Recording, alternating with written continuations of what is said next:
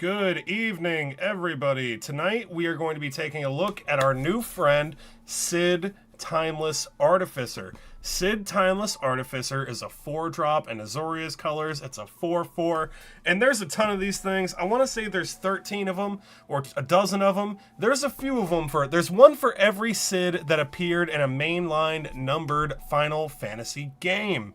There's a ton of different arts for this. It's a little bit harder to show you all the printings on Moxfeild, but we got a ton of different versions of our friend Cid here. It looks like this is the one from Final Fantasy II, making him Cid's first appearance being in Final Fantasy II, and we get them so on and so forth, and we got a ton of them. They are a Relentless style deck, meaning that Cid will, we can run any number of Cids we want in the deck. Yeah. Cool. We're building Cid tonight, Cid Timeless Artificer. If you have any cards, put them in, y'all. I think a great place to start would be a Wayfarer's Bauble. We like artifacts. We want to run our synergies with artifacts. So Wayfarer's Bauble. Because we're running as many artificers in the form of Cid Timeless Artificer. Okay, this is not the same. This is fucking up my overlay. Let's go back to the deck. Alright, back to the deck. Explore decks. My decks. We want Relentless Cid. We're going to go down to R. If you guys want to see any of the cards that we are looking at tonight, you can head to my Moxfeild page, and you can check out what other people are suggesting for our commander tonight, Cid. So I think a great place to start would be a Wayfarer's Bauble. Wayfarer's Bauble is a little low-drop, colorless CMC artifact. When we can have it enter the battlefield, cast it for 1 on turn 1, and then on turn 2, when we drop our second land, we can use those lands, tap them, crack our Wayfarer's Bauble, go grab ourselves a basic land, put onto the battlefield tapped. And we care about artifacts in this deck. We are in an Artificer build. We care about the amount of Artificers we got too, so we're going to be able to get some value off our artifacts in this Cid deck. Yeah, and Wayfarer Bauble is just a good little piece of ramp. And 1 mana fits really neatly into a mana curve as well. Something else that I'm partially... Another card I just love is the Relic of Legends. Have you guys seen the Relic of Legends from Dominaria United? It's a 3-drop little colorless rock, and it looks like it got reprinted in one of the Final Fantasy precons. This thing says that it can tap for a mana of any color, which is so boring and just like the expectation of 3-drop rocks. But this thing also says that we can tap legendary creatures we control for 1 mana of any color at instant speed. And if we are running a Relentless build in the form of Cid, we are going to have access to a ton of legendary Cids, and we probably don't want to be attacking with our Cids themselves. We want to be running artifact creatures. We want to be running heroes. We could use our Cids for mana if we are running this here Relic of Legends. Yeah, I enjoy me a Relic of Legends. How are y'all doing tonight? Or can you guys hear me okay? Alright, how's everybody doing? That's Relic of Legends. I'd definitely run that in my Cid build. Another card we gotta run, just because we're running a Relentless style deck, and a Relentless style deck is any deck that you run multiple copies of the same card. Let's put a Thrumming Stone. Thrumming Stone. I can't seem to connect. Are you guys able to hear me? Please leave a comment if you are able to hear me. Yeah, everything seems to be running. Okay, cool. We are running. Let's pull that back up. Let's pull up Thrumming Stone. So Thrumming Stone is the card. It's the best card in a Relentless style deck. This gives your spells Ripple 4, and Ripple is usually a worthless keyword in Commander, but when you're running a Relentless style deck where you got multiple copies of the same spell, Thrumming Stone's the best card in the deck. This thing gives your spells Ripple 4, meaning that whenever you cast a spell, you may reveal the top 4 cards of your library. You may cast spells with the same name as that spell from among them without paying for them. And they'll keep rippling, right? Because you're casting the spells off the ripple. So you can potentially cast a whole deck of Shadowborn Apostles, a whole storm of Tempest Hawks, a whole Relentless of Rats from your deck. This thing is the go-to card in Relentless decks. It's probably why it's $17, because we are seeing more and more Relentless style cards being printed by Wizards of the Coast every set. In Bloomburrow, we got we got those Heir Apparents. In the Assassin's Creed, we got those historic little Knights Templar things. We got Tempest Hawks and Dragonstorm. And in Final Fantasy, we got our boy Cid right here. Shimmer. Hey, Kept Evergreen. How's it going? Can you hear me? We're going to put in Shimmer. Shimmer. All right, we're pulling up Shimmer. Thank you, Kept Evergreen, for the suggestion. That's an uh-oh, this card's old. Uh-oh. It's old, it's $4, it's blue, it's a 4-drop enchantment that says, when you play Shimmer, choose a land type. All lands of the chosen type gain phasing. Okay, let's look at that. As this enchantment, choose a land type. Each land of the chosen type has phasing. It phases in or out before its controller untaps each of their untap steps. While it's phased out, it's treated as though it doesn't exist. Okay. Hey, Bear King, how's it going in Brazil? Okay, so what am I missing? Right? So, Cid, what can Cid do with this that I don't understand, right? Each artifact cycling. Okay, yeah, I don't get it. What am I missing? Choose a land type. Shimmer. All right, I am not super clear on what we're supposed to do with that. But Shimmer Dragon's exciting. It's a 50-cent 6-drop, and this thing does care about artifacts. As long as you control 4 or more artifacts, Shimmer Dragon has hexproof. Tap 2 untapped artifacts you control, and you draw yourself a card. It's not quite itself an artifact creatures. We want to be running heroes and artifact creatures so that we can have a big, mighty board state. Cid can make our shit huge if they're artifact creatures or heroes. Just a fun card to slow down. Just a fun card. Clock of Omens. Hey, Fox Ranger, how's it going? You want to run that Clock of Omens? Hey, y'all. Now that we got some friends here, I'm BGM, or Bigger Gayer Magic, on live deck building, which is what you see in front of you right now. Is the show where we pull up a card that I'm excited about. Tonight, it's Cid Timeless Artificer, and I talk about the cards that you guys put in the comments. Put a card in the comment if you want to put it in the deck list. If you want to see what other people would run in Cid Relentless, if in Cid Timeless Artificer, our Relentless Commander deck, you can check out the Moxfeild page. Thanks for hanging out. This is Clock of Omens. It's a 4-drop artifact for $2.50. Tap 2 untapped artifacts. You control untapped target artifacts. You know what? So this is cool. If you care about activating artifacts that have activated abilities, which are things where you tap them or you pay a cost to do a thing, this can let you tap your numerous artifacts to untap something. Maybe you have something that taps for like oodles and boodles of mana. Maybe you got like a Thran Dynamo and some tokens that you could use to untap that. I don't know. This thing also feels like it could be easily abused to do infinite combo-y things. Yeah, cool card. Thank you for the suggestion. Whatever you say, handsome. Thank you, Medusa. God, you guys keep my confidence up. I appreciate y'all so much. I love your videos. You're so special. Thank you, Bear King. That's really nice. Thank you very much. Hey, Grayscale, how's it going? I'm having a good day. I'm building a Cid Timeless Artificer. We already talked about Thrumming Stone. We just talked about this here Clock of Omens. Y'all should check out Grayscale. Grayscale's also a cool content creator. He's also gay. Happy Pride. Outing you right here in the stream.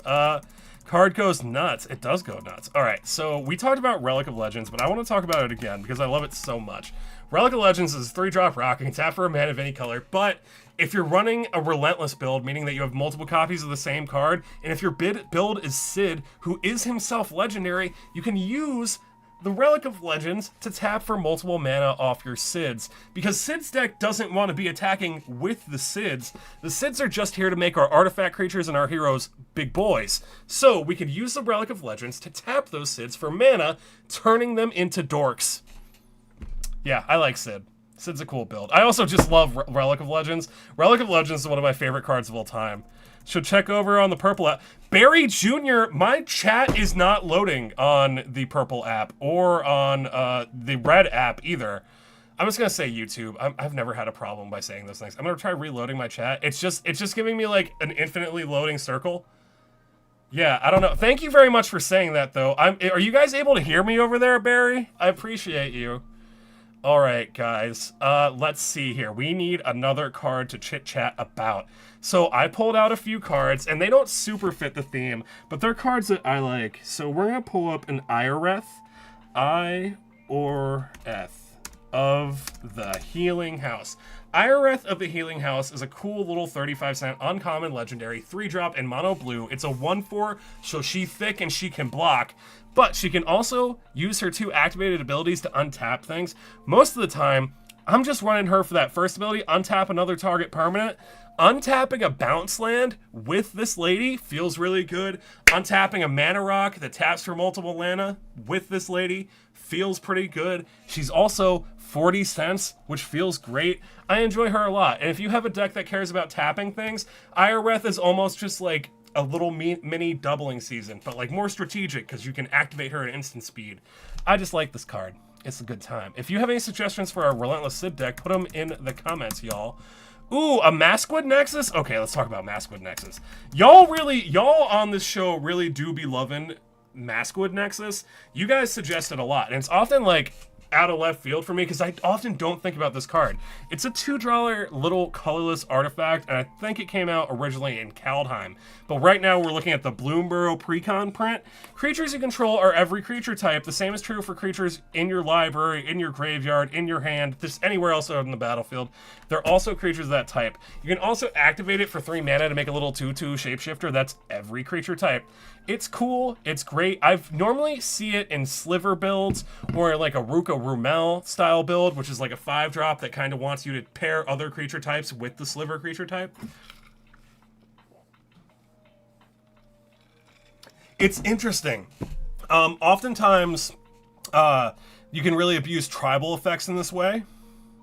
Or you can like kind of force creatures that are outside of your creature type into the right creature type. In the Cid build, though, this makes a lot of sense because our creature tokens and our heroes will get +1/+1 for each artificer we control. And if we can't get our hands on enough $7 little uncommon Cids, we can force other things to become artificers, making our heroes and our little artifact creature tokens big boys. Yeah, this makes a lot of sense for me. Thank you for the suggestion, Barry. Appreciate it. 99 Cids, says Gabe. Yep, we got 99 Cids in there. Well, I think we got 16. Mirror Box. Okay, let's pull up Mirror Box. Oh, 10 out of 10. Okay, the legend rule doesn't apply to permanents you control. Each legendary creature you control gets +1/+1, and each non-token creature you control that gets +1/+1 for each creature you control with the same name as that creature. Okay, so we have a ton of Cids, right? We're going to be having a ton of Cids. Once we have a Cid on the battlefield to give our artifact creatures that ability, we typically don't need multiple Cids. But if we're running this here Mirror Box, we can use our multiple Cids, have them all on the battlefield, and then we're going to be giving our creatures multiple instances of giving... All right, let's see. If it's in the quotes, I got to check it. Someone please correct me if I'm wrong. Artifact creatures and heroes you control get +1/+1 for each artificer you control, each artificer card in your graveyard. Yeah, that makes sense. Cool. So that way we can put more Cids on the battlefield, and then our shit will just be bigger and bigger. Because they're all going to be making it exponentially bigger for the more Cids we have. Because they're all going to be giving our artifact creatures and our heroes that buff. Yeah, this is cool. This is very good. I feel like this thing is even worth tutoring for in the deck. Yeah, good time. Good suggestion. All right, what else we got, y'all? What else we got? So we saw a Mirror Docs. We saw a Mana Drain. Okay, let's talk about a game changer. Mana Drain is like a $30 counter spell. Excuse me, it's a $60 counter spell. And it says you counter target spell, and at the beginning of your next main phase, you add an amount of colorless equal to that spell's converted mana cost. It's great, it's ramp, it's $60. It's a game changer, and it's definitely worth proxying. I'll be right back, guys.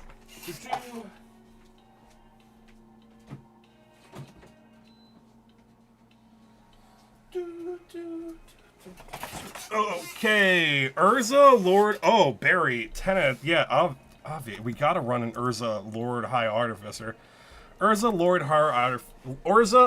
High Artificer is probably... Like, honestly, if we could run Urza and give him white and turn it into a Cid deck, that's what we should do. Like, when this thing enters the battlefield, create a 0/0 colorless artifact creature token with this creature gets +1/+1 for each artifact you control.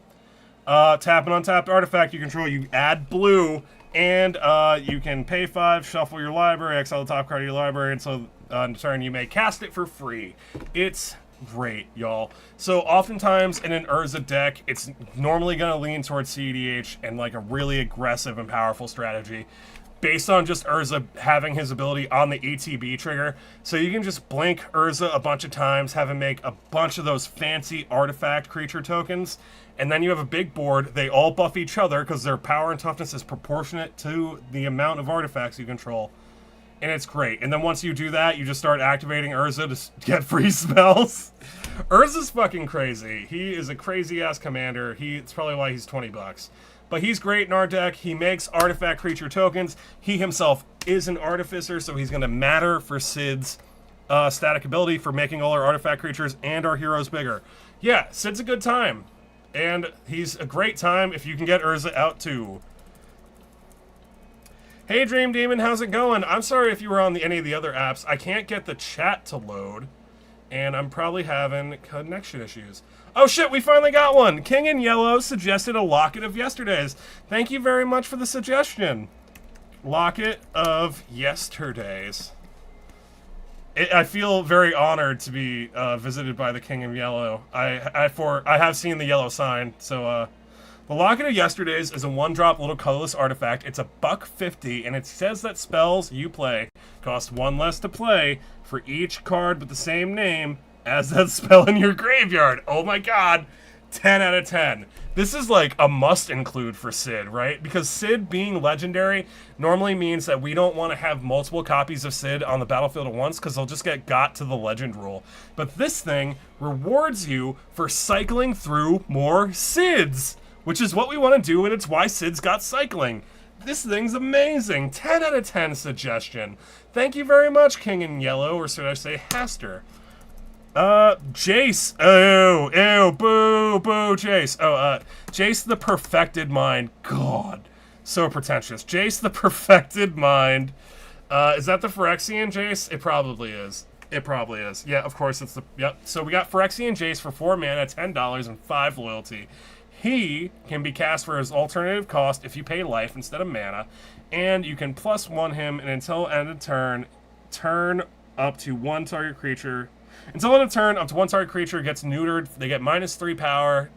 -2, target player mills 3 cards, and then if the graveyard has 20 or more cards in it, you draw 3 cards. Otherwise, you draw a card. Okay. -X, target player's mills 3 times X cards. Okay, cool. So I feel like we're running this for the mill support, right? Because we get a bigger buff off Sid the more Sids we got in our graveyard. So this is going to help us expedite the amount of Sids we're going to put into our graveyard. I'm thinking it's that -2 ability we use for card advantage and also fill our graveyard.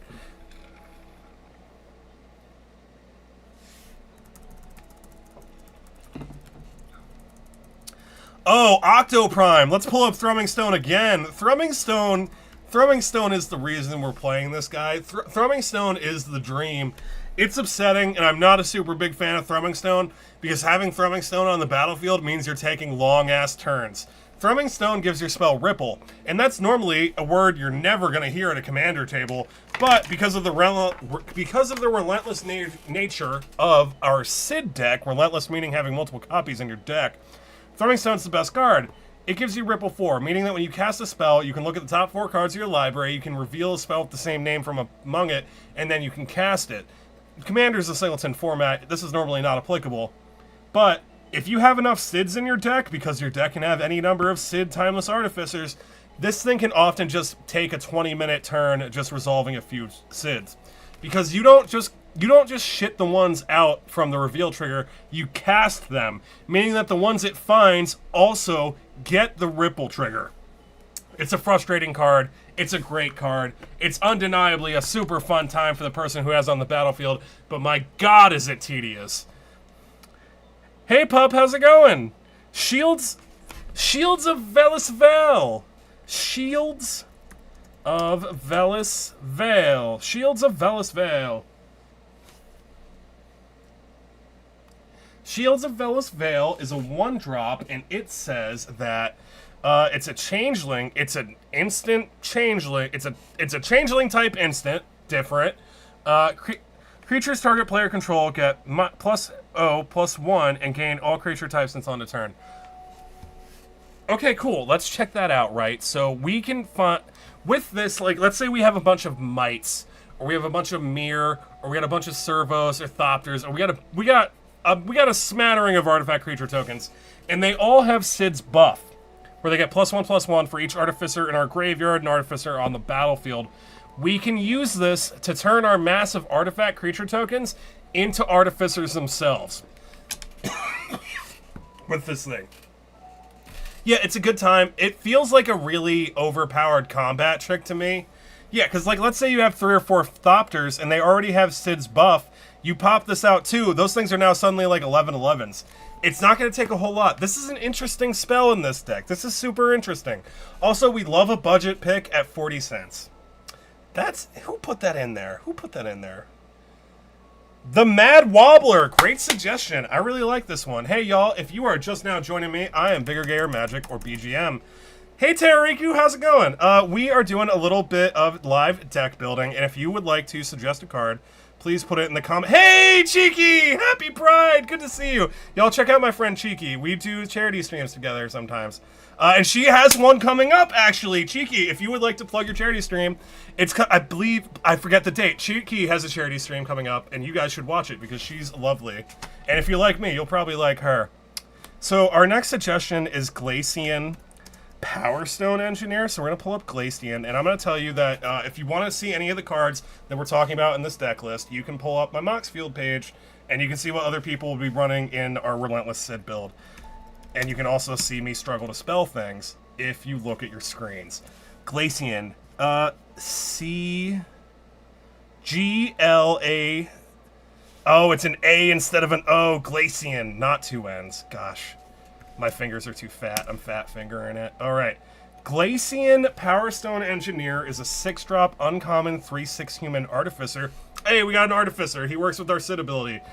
He has an activated ability where we tap X untapped artifacts you control. We look at the top X cards of our library, and we put one of those cards into your hand and the rest into your graveyard. Okay, cool. So this is a way to help us put a bunch of Cids into our graveyard that's a little bit faster and a little bit more aggressive than just using Cid's cycling ability. We could use this and hopefully tap a bunch of our guys. Maybe we give them Vigilance and we swing first, and then we tap them. And then we can hopefully fill our graveyard with a bunch of Cids. Your legendary typos are so endearing. Oh gosh, it's just chaotic. Don't look at me sweating. Thank you for saying that. Hey everyone. Now that we have a little bit of an audience, the large homosexuals of the Bigger Gayer Discord are going to be running a charity event on the 17th. Which is a Tuesday at 8 p.m. on the normal live deck building time next week. It's gonna be in honor of Pride. We're gonna be supporting the Trevor Project. You're probably gonna see it in my on all my videos coming out this week. But yeah, you can check that out on the 17th, and you can support the Bigger Gayer Discord. And donations will be tied to things like treasure tokens. But more importantly, if you want to bully some large homosexuals, it's gonna be tied to removal. So you can bully us for charity next Tuesday. So we got suggested a Persistent Petitioners. This is like the OG Relentless blue mill strategy, and it wants to mill other players. This is often run with a commander known as Brewvac, which is a mono blue 3-drop that just doubles the mill output of your deck. It's interesting, it's cool. It was one of the only Relentless strategies for a long time. But you know, lately in the past few months, we've gotten like Tempest Hawks. Last year we got some Heir Apparents. We got the Assassin's Creed historic white ones too. I like to call them white weenies to be fun. Adric. Oh, Adric. Adric Mathematical Genius is a Doctor Who card. We're gonna abide the British tonight because we like his activated ability. He's a 2-drop human artificer 1/1 with a 3-mana activated ability where we tap him and we copy target activated or triggered ability you control, and you can choose new targets for the copy. So he himself is like a little Strionic Resonator, but he can do activated and can do triggered. That's just a little bit better than a Strionic. He can also sacrifice himself to counter an activated or triggered ability. Also, you can run him in the command zone if you're running one of those British doctors as your commander. He's cool, he's interesting. We have seen him suggested quite a few times. I imagine the reason we're running him in Cid, because he's got that Artificer creature type.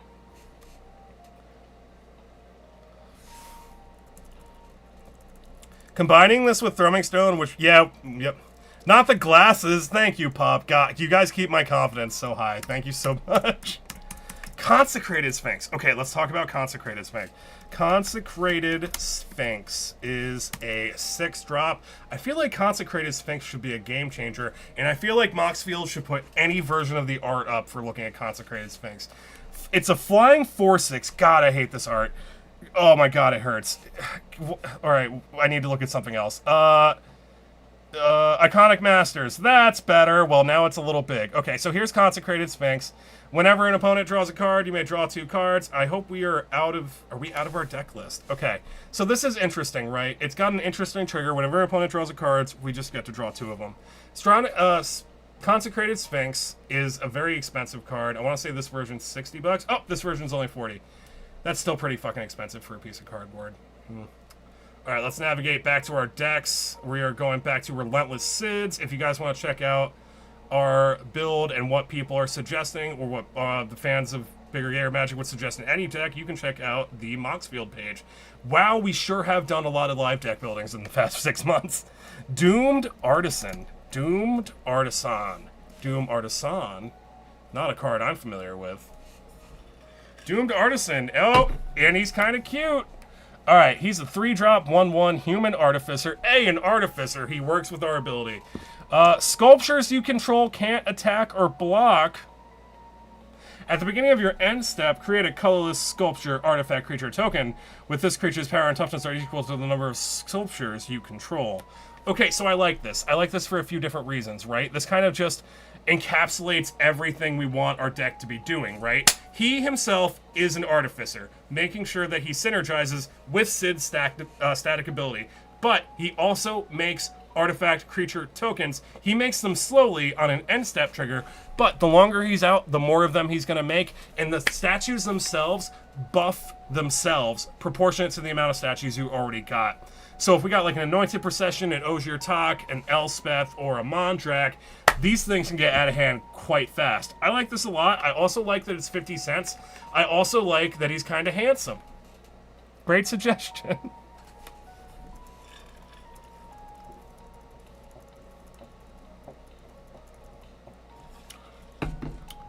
Is Sphinx a fun way to counter Notion Thief?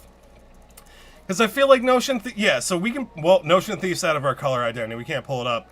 Ride and Shine. Ride and Shine. That's an Aether Drift card if I ever heard of it. Okay, do you mean Rise and Shine? Maybe we mean Rise and Shine. I think we mean Rise and Shine. That's like a blue card, right? Rise and Shine. Is that the one that turns all our, like, clue tokens into creatures?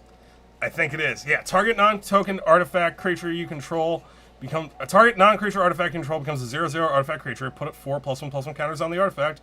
That becomes a creature this way. Or, if you pay 6, you can turn all your clues, all your treasures, all your food, all your artifact tokens into boys.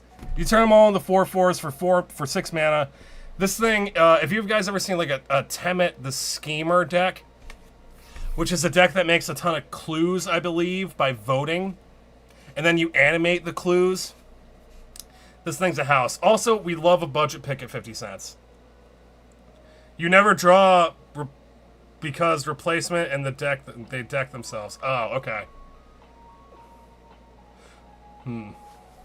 Oh, you never draw because replacement and they deck themselves. That's interesting. I didn't know that. Thank you, Matt. Are you going to MagicCon Vegas? I am not going to MagicCon Vegas. I have a ticket to MagicCon Atlanta, but I need a place to stay over there. Helm of the Host. Helm of the Host. So I'm likely going to Atlanta eventually. I think Atlanta's in September. But I'm not going like as a creator. I'm going like as like just a regular goer. Helm of the Host is a 4-drop legendary artifact equipment with Equip 5. This thing gets suggested. I'm pretty sure this thing is in every live deck building we've ever done. This 4-drop has Equip 5, so we got a total mana investment of 9. And for 9 mana total, we get to slam it onto our creature, and this thing is just like the community's favorite way to make copies of their commanders. This thing's copies mean that the copies it makes are not legendary, so they stick around. They're pretty cool. Do the copies also get haste? Oh yeah, the copies also get haste. As if that wasn't enough, they also just have haste. It's great. It's expensive. I think the lowest we've ever seen a Helm of the Host is it got to like, I think $10 at one time.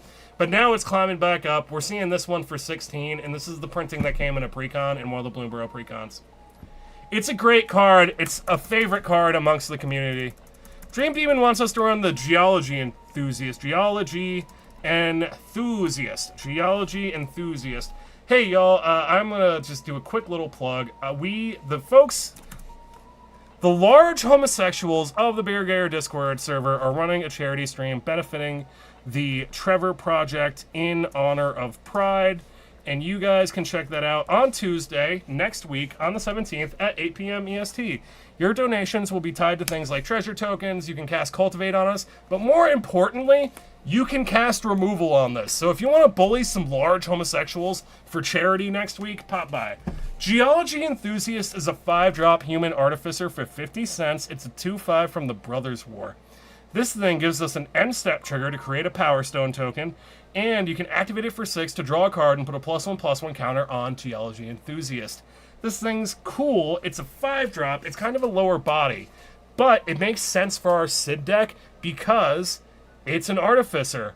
It's a mana sink as well. We can pay 6 mana. We can draw some cards. I don't hate it. I wish it was like a 4-drop, though. 5 mana for this does feel like a lot. We do need to be making artifact creature tokens, and that Power Stone can help us ramp into it. Well, it does make a Power Stone every end step, so that's not nothing. That's not nothing. Yeah, I can get behind that. Deadpool has made it go up in price. I'm sorry to hear that. That sucks. Oh my god, is that why? God, I hate that. Nah, it was like $5 2 years ago. I know because that's... Oh, well, that just makes me sadder. Thank you very much, Lieutenant Orange. I appreciate that. Forensic Gadgeteer. Forensic Gadgeteer. Forensic Gadgeteer.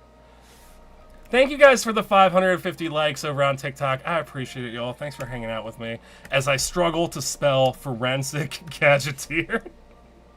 Forensic Gadgeteer is a rare from the Murders of Karlov Manor set. It's a 3-drop 2/3. It's a Vidalcan Artificer Detective, meeting our little type requirements of Artificers.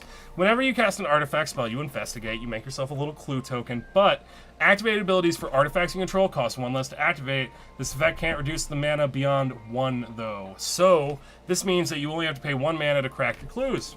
Hell yeah, I can get behind that.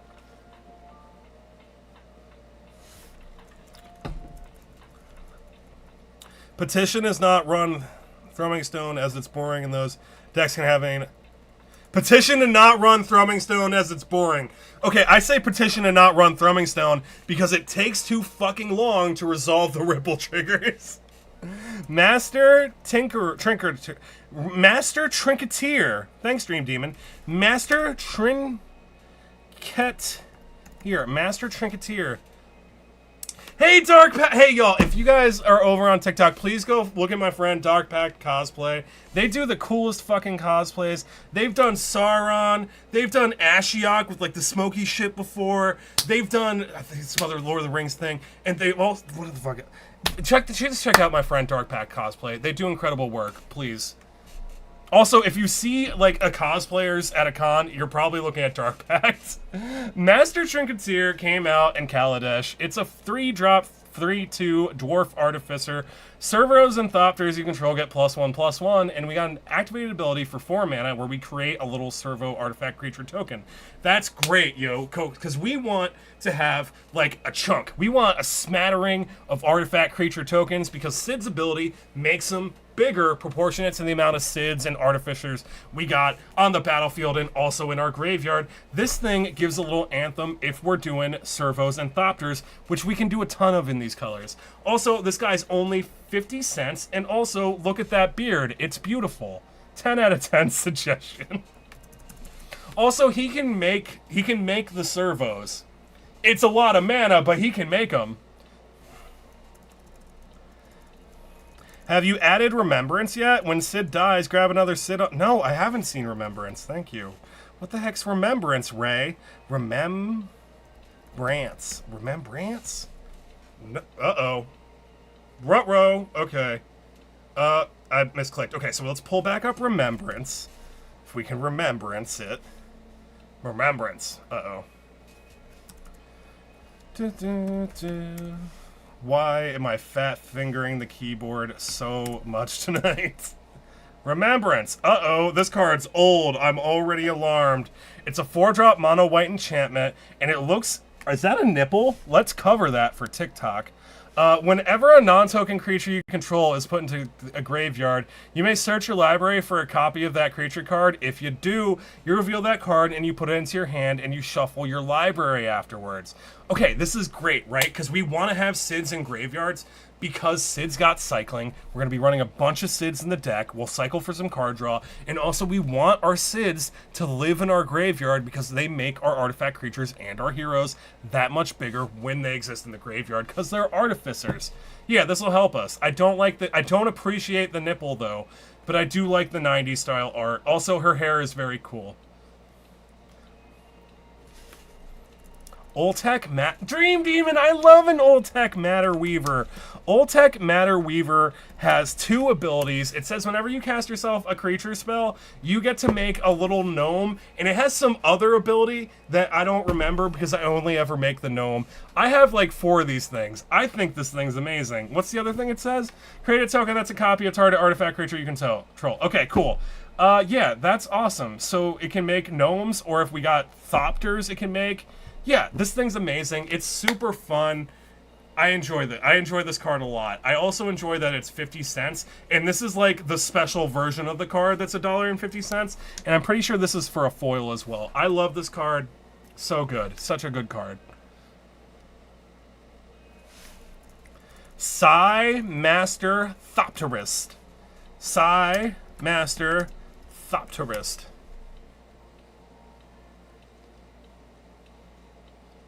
Elish Norn, that's the other thing that Dark Pact Cosplay is known for cosplaying. His fucking Elish Norn cosplay is sick. Y'all should check it out. Psy Master Thopterist is a 3-drop 1/4 human artificer.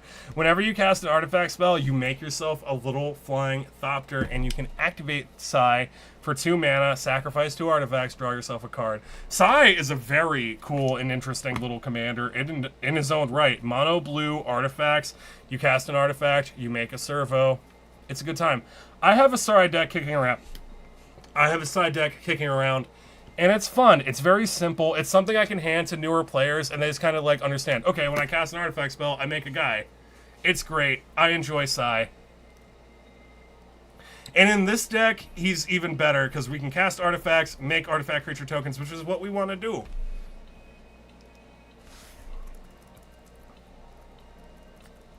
Best view. Okay, overdo it.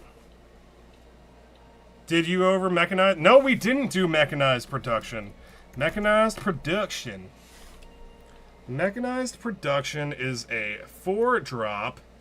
Oh, it looks like we got a Fallout print. Okay, mechanized production. Enchant an artifact you control at the beginning of your upkeep. You create a token that's a copy of the enchanted artifact. Then, if you control 8 or more of the artifacts with the same name as one another, you win the game. This thing's cool. It's $1.50. I gotta be real with you guys, though. I ain't never seen this win nobody the game. I think that this is kind of a fair alternate win con because it's on an upkeep trigger. The person typically has to pass, and then like the table has a turn to panic and deal with it. It feels fair to me. It's often just used to make a treasure token, and like you just gotta watch how many treasure tokens they control. At least that's typically my experience with it in my play groups. Yeah, I think it's cool. It's $1.50, and it's $1.50 for this Nuka-Cola version from the Fallout expansion.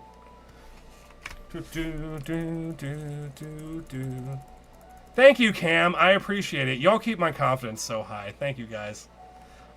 I feel like Unsettled Mariner is a decent include. Let's talk about an Unsettled Mariner. Unsettled Mariner. Oh, it's that Changeling guy. Okay, so we got a 2-drop Azorius 2/2 Changeling, meaning that it's an Artificer because it's every creature type.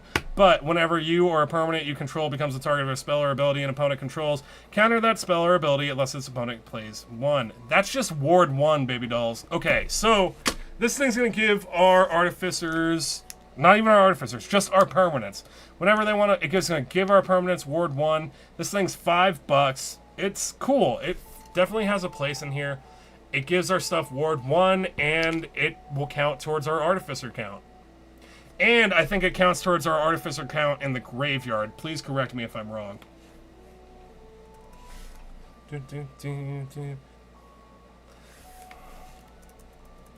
I agree, Lieutenant Orange. Yeah, it's really not about winning with mechanized production. It's about just making the things. Aven Shrine is our next suggestion. Aven Shrine is a... Uh-oh, it's old, it's 50 cents, it's 3 mana, it's a mono white enchantment with some interesting angular art. Whenever a player plays a spell, that player gains X life, where X is the number of cards in all graveyards with the same name as that spell. Oh my god. That is so... I have never seen this before. I love this. I love this a lot, actually. This is amazing. Okay. I love this so much. This is a great card. I'm glad this has stayed cheap, right? Because we saw those Tempest Hawks get printed in the last set, which is a Relentless style of birds in mono white that came out of Dragonstorm. We also saw Heir Apparent, which were super popular from Bloomborough, and we saw those white weenies from the Assassin's Creed, and also in the Relentless strategy. We seem to be getting a Relentless strategy every set now. This shit's crazy. Yeah, but this thing's cool. This thing's great in a Relentless strategy. A Relentless strategy is any deck where you can run multiple copies of the same card, like our boy Sid over here.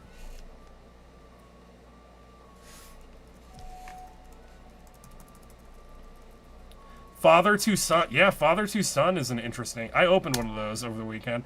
Father to Son is like a 5-drop rare sorcery from the Final Fantasy expansion.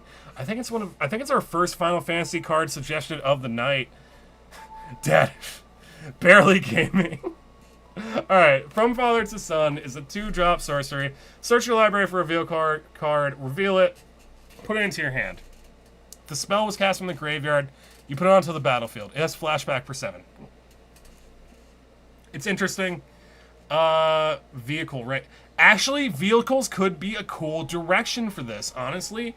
We have Shorukai already. You could throw Shorukai in here. Honestly, that's cool, fun and cool in and of itself.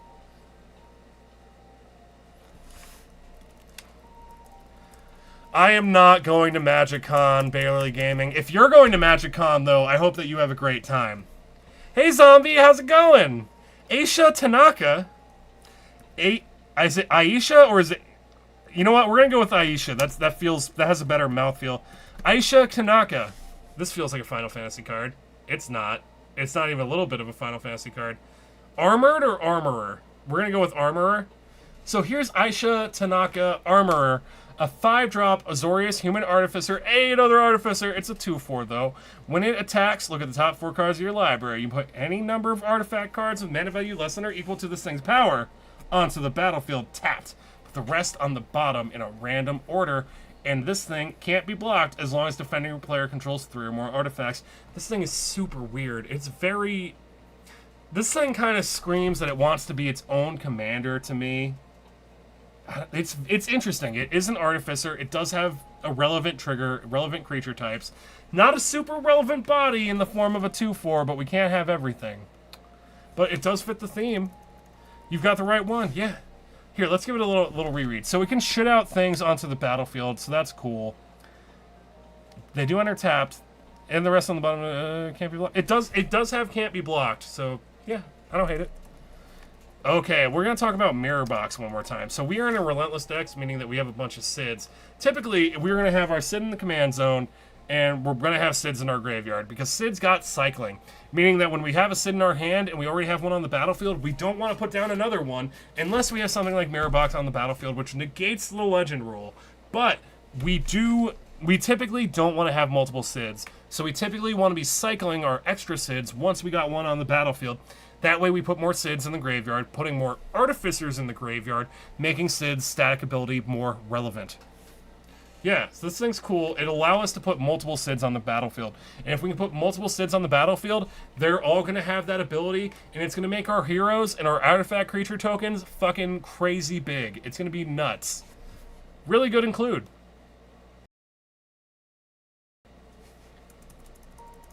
Leonardo da Vinci. is a Magic the Gathering card. Thank you, Assassin's Creed. We're loading Leonardo da Vinci.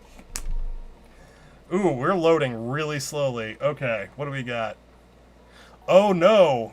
Oh no. Or did we disconnect? Can you homies hear me? Okay. Oh, wait, it finally came up. Leonardo da Vinci is a 3-drop blue human artificer. It's got 2 activated abilities. The first one says, until end of turn, Thopters you control have base power and toughness XX, where X is the number of cards in your hand. Or you can activate it for 3, you draw a card, then discard a card, and if the card discarded this way was an artifact card, exile it from your graveyard. If you do, you create a token that's a copy of it, except it's a 0/2 Thopter creature token with flying in addition. This thing's interesting. Again, it's another card that just kind of wants to be its own commander, but it makes a ton of sense in our deck. It itself has the Artificer creature type, and it's really that second ability that's kind of drawing me towards it. 3 mana, we activate it, we draw a card, we discard a card, we can discard an artifact, and then we can make an artifact creature token. That feels pretty good to me. That first ability, though, if we want to really lean on Da Vinci, we could just make sure that all the artifact creatures we're making are Thopters. He's a cool card. I'm glad he's only $2. Have we done a... No, I mentioned Shurikai, but we didn't pull it up. Shurikai is the most popular commander from the Neon Genesis Kamigawa set. It's a 4-drop, 8/8, get in the robot, Shinji, vehicle, crew 8. It has an activated ability where you pay a single mana, you draw yourself 2 cards, and you discard a card. But when you discard a card, you make yourself a little 1/1 pilot artifact creature, not an artifact, you make yourself a little 1/1 pilot creature token, and the pilot's interesting because it can crew vehicles as if its power was 3 instead of 1.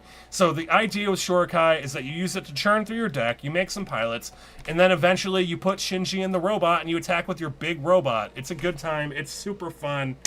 Yeah, it's a very popular commander though. Everybody literally be running Shurikai.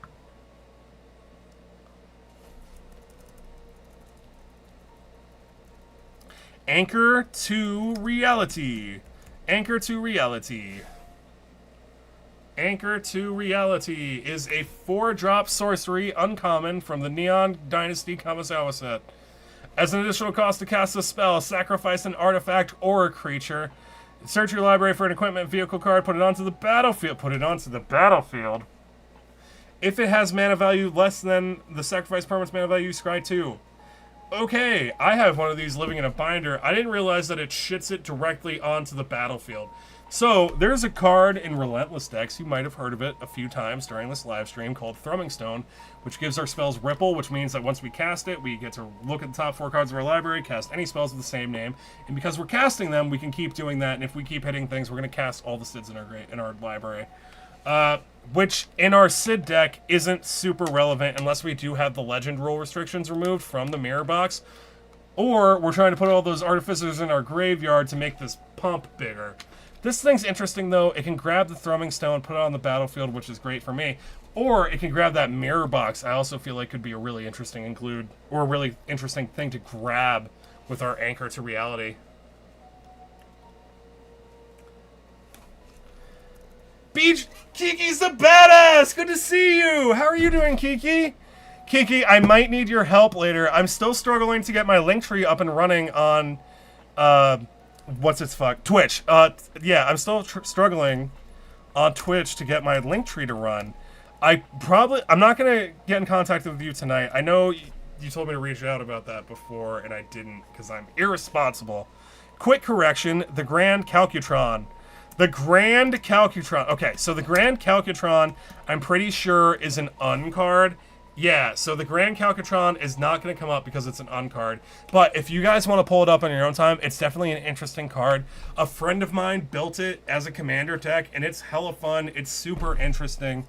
Check out the Grand Calcutron, but because it's banned in Commander, unless you're rule zeroing it, I can't pull it up for you here. Repurposing Bay. Repurposing Bay. Thank you, Kiki. I appreciate you. Alright, Repurposing Bay is a 3-drop artifact from the Aether Drift. God, this art eats. This art is so cool. I love the finish on it. That's cool. All right. You can activate for 2, sacrifice another artifact, search your library for an artifact card with mana value equal to 1, plus the sacrifice artifact's mana value, put that card onto the battlefield, then shuffle. So there are a lot of really good artifacts in this deck. We named Thrumming Stone, we named, not Relic of Legends, but that's a good one too. Thrumming Stone, Mirror Box, I think Mirror Gallery is a 5-drop that isn't as good as Mirror Box, but also gets rid of the Legend rule.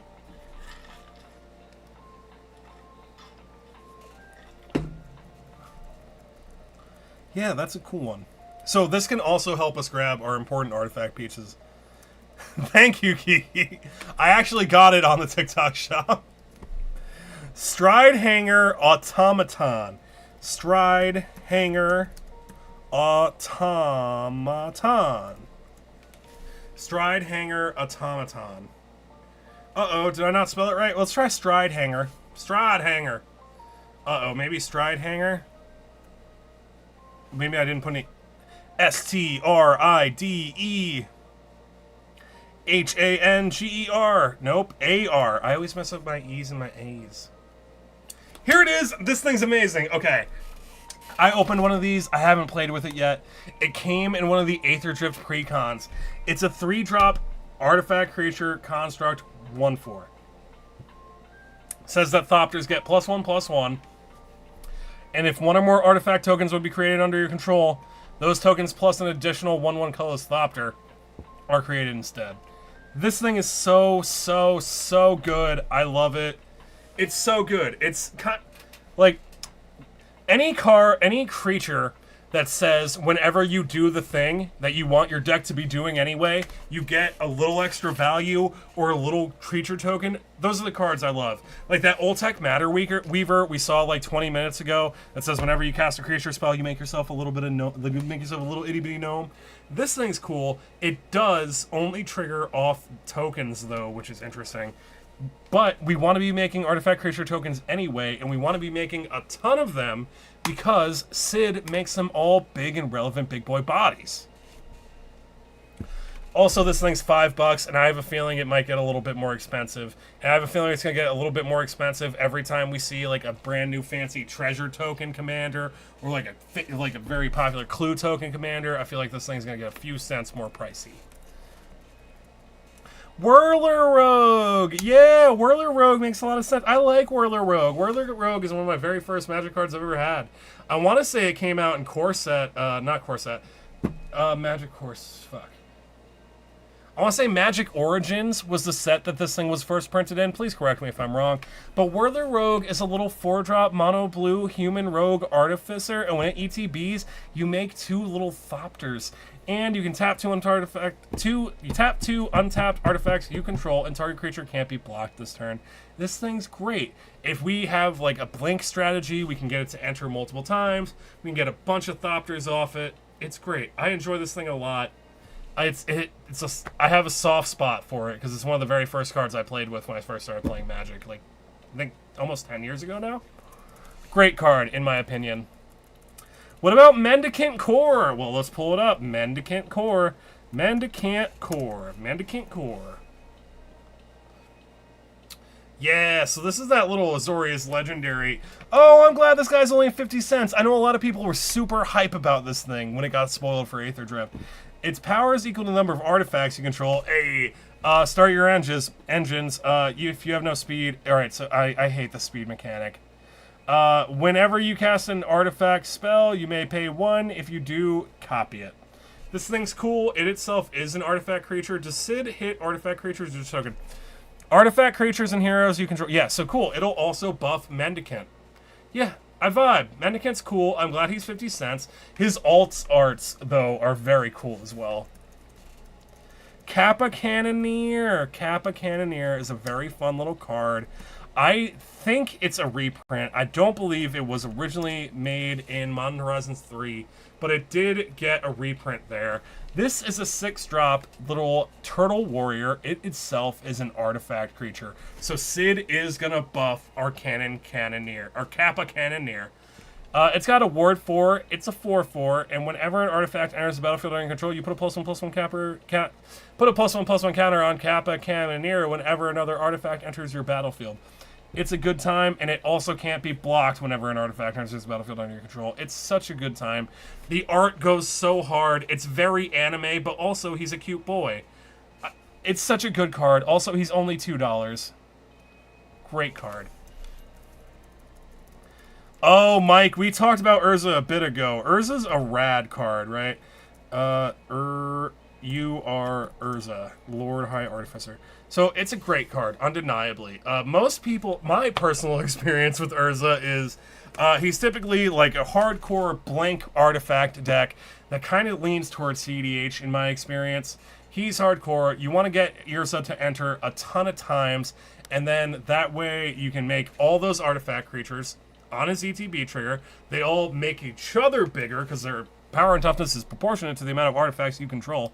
And then you just get a bunch of mana. Maybe you make infinite mana, and then you just activate Urza infinitely and cast your deck. That's usually my experience with Urza. But if you want to run this $20 4-drop legendary mono blue creature in the 99 of your Cid deck, he's one of the best creatures you can run in there. Thank you very much, Mike, for the follow. I appreciate it. I'm BGM, or Bigger Gayer Magic. I use green screen effects and graphics to make silly little Magic the Gathering content, and I litter the internet all over with it on like TikTok, Instagram, and YouTube. On lives, though, we do live deck building where we pull up a card that I'm excited about over here, and then we talk about what cards you guys would run in it over here. If you put a card in the comments and I talk about it over here, it'll be in the Moxfeild deck list. If you want to see all the cards we talked about tonight, check out the Moxfeild deck list. The name of this deck right here is Relentless Cids. Yeah, it's cool. It also has a date if you want to check by that. This is Drakehaven. It's a 3-drop enchantment for 50 cents, and whenever you cycle or discard a card, you may pay 1. If you do, you make a little 2/2 Drake flyer. This thing's amazing. Okay, so if we want to go full on and we want to run a ton of Cids, which we probably do, because that way we can put Cids into the graveyard with the cycling. This enchantment works with Cid's cycle abilities. So if we draw our Cids and we already have a Cid on the battlefield, and we can't negate the legend rule with either Mirror Box or Mirror Gallery, we could cycle it for a little bit of card advantage. But if we have this Drakehaven on the battlefield, we can then use it to make little 2/2 Drakes whenever we cycle one of our Cidolphuses. This is very cool. I enjoy this. I also enjoy that it's only 50 cents. Very cool. And it's something the deck was already doing, too. Stolen.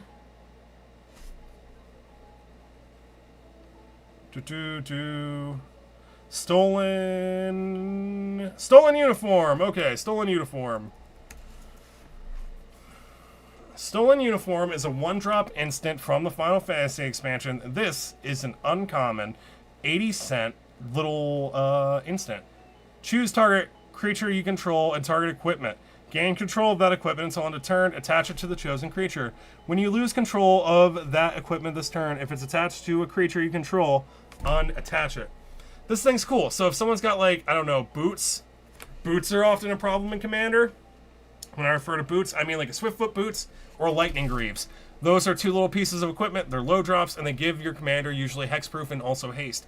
We could use Stolen Uniform to quick yoink those boots off someone's commander and then hit it with a little bit of removal while it's lost hexproof or shroud. This thing's interesting. I have yet to see this thing played, but it's a cool card. It's also got a really interesting alternate art that's also less than $1. Yeah, let's do Bow of the Hunter. Bow of the Hunter. Yeah, so there are a few of the hero artifact. If you're not familiar, there is a mechanic in Final Fantasy called Job Select, and it's like for Mirrodin or Living Weapon, where the thing enters and then you make a... Yeah, here it is, Thieves' Knives. Here's Job Select. You can check it out right here. When this equipment enters, you make a 1/1 colorless hero creature, artifact creature token. Very cool. Heroes also count for Cidolphus's status. Heroes also matter for Cidolphus's static ability. It's artifact creatures and heroes. This thing makes a hero. Equipped creature gets +1/+1, and whenever this creature deals combat damage to a player, draw a card. It's a rogue in addition to its other types. Yeah, very cool. Also, only 40 cents. And if our hero dies, we can put it on a different creature and hopefully keep getting card advantage. Oh, right, God. Instant ramen. Okay. Instant ramen is very fun. Let's talk about it. Instant ramen is a 2-drop colorless artifact food. It is a food. It has flash. When it enters the battlefield, we get to draw ourselves a card. We can also pay 2 mana, sacrifice the instant ramen, and draw ourselves a card. It's very cool. Instant ramen made an appearance in Final Fantasy 15, which is the broiest of the Final Fantasies. Right here, the character depicted with that chiseled jawline is named Gladiolus, and he loves camping and he loves instant ramen. I think it's really fitting that he appears on the card art. I like it a lot. If you're doing like an Artifact Ocrats style deck where you want your artifacts to hit the graveyard, this thing enters the battlefield, draws you a card, and you can also sacrifice it to get those artifacts going into the graveyard, trigger it, and gain yourself a little bit of life, because this thing is a food. Good times. All right. And I think, so we've been going for about an hour. I'm going to call it a night here, guys. I want to thank you guys so much. Once again, I am Bigger Gayer Magic, or BGM, and I just want to remind you guys one more time that next week on the 17th at 8 p.m. during the normal live deck building time, me and the large homosexuals of the Bigger Gayer Discord server are going to be doing a charity stream to benefit the Trevor Project. And donations will be tied directly to things like ramp, card draw, and removal. So if you want to bully some large homosexuals with some removal in honor of Pride by supporting the Trevor Project next Tuesday at 8 p.m., the 17th, EST, check that out. Thank you guys so much for joining me for this live, though, and I hope that you all draw the appropriate amount of land